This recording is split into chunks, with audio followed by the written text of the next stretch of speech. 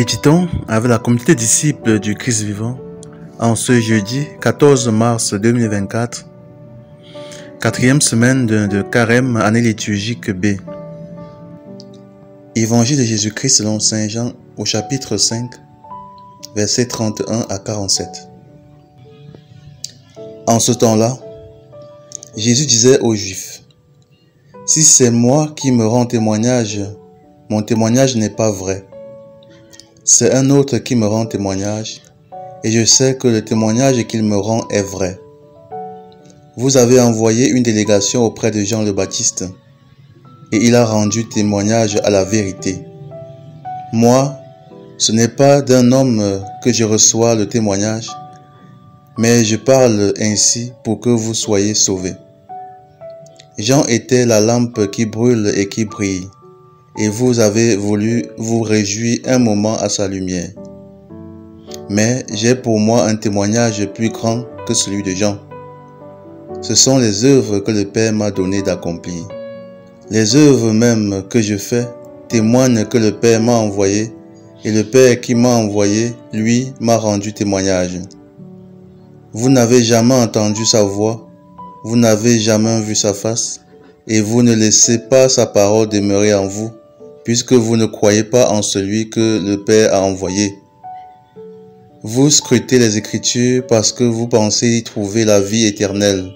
Or, ce sont les Écritures qui me rendent témoignage, et vous ne voulez pas venir à moi pour avoir la vie. La gloire, je ne la reçois pas des hommes, d'ailleurs je vous connais.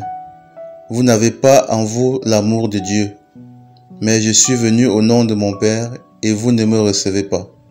Qu'un autre vienne en son propre nom, celui-là, vous le recevrez. Comment pourriez-vous croire, vous qui recevez votre gloire les uns des autres, et qui ne cherchez pas la gloire qui vient du Dieu unique? Ne pensez pas que c'est moi qui vous accuserai devant le Père. Votre accusateur, c'est Moïse, en qui vous avez mis votre espérance. Si vous croyez Moïse, vous me croiriez aussi, car c'est à mon sujet qu'il a écrit. Mais si vous ne croyez pas ses écrits, comment croirez-vous mes paroles? Acclamons la parole de Dieu. Méditation. Frères et sœurs en Christ, que la grâce de notre Seigneur Jésus-Christ abonde dans chacune de nos vies. Ce matin, le Seigneur Jésus-Christ s'adresse à ses détracteurs.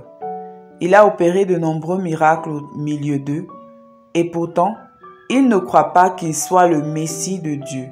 Ses œuvres, ses actes témoignent et attestent les Écritures à son propos, et pourtant le peuple juif refuse, est réticent à croire. Le Seigneur Jésus est le Fils de Dieu, pas seulement parce qu'il le dit, mais parce que ses actes, ses œuvres le confirment.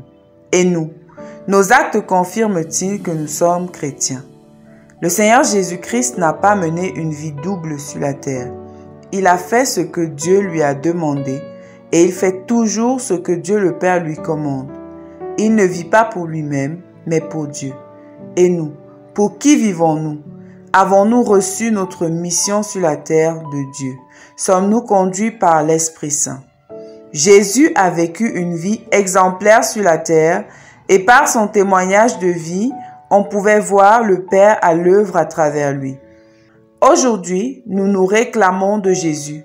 Nous sommes à l'église, nous prions, nous fréquentons des groupes religieux. Mais est-ce que dans la société, comme ce fut le cas pour Jésus, on peut reconnaître par nos actes, nos manières de faire, nos valeurs, que nous sommes effectivement des chrétiens? Est-ce que nos actes disent qui nous sommes? Jésus en son temps était contesté par le monde autour de lui, et un signe que nous sommes en train de le suivre et de marcher sur ses pas, c'est lorsque nous avons le sentiment d'aller à contre-courant, lorsque notre manière de faire questionne les autres, amène certains à se moquer de nous parfois ou à nous critiquer, mais aussi quand tous, même indirectement, peuvent témoigner du bien et de la vérité de nos actions. Alors revenons à nous-mêmes. Est-ce que nous pouvons dire, comme Jésus, que notre vie témoigne de notre appartenance au Christ, à Dieu? Quel est le péché qui témoigne encore en nous contre cette appartenance au Seigneur? la fornication, le mensonge, l'hypocrisie, le manque de pardon, la générosité, la colère. Prions.